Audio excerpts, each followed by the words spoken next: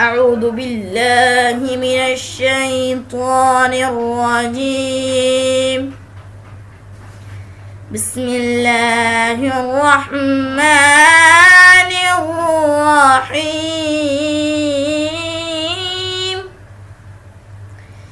ألم تر كيف فعل ربك بأصحاب الفيل؟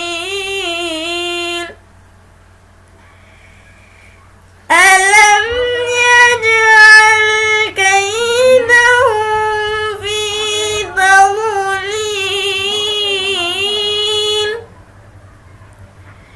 وأرسل عليهم طيرا أبابيل ترميهم بحجارة من سجيل فجعلهم كعصف مأكول.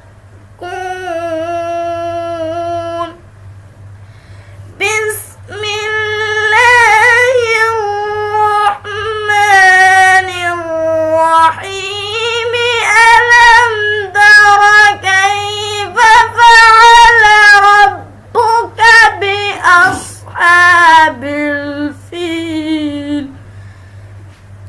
ألم يجعل كيدهم في تضليل وأرسل عليهم طيرا أبابيل ترميهم بحجارة من سجيل فجعلهم كعصف مأكول. صدق الله العظيم.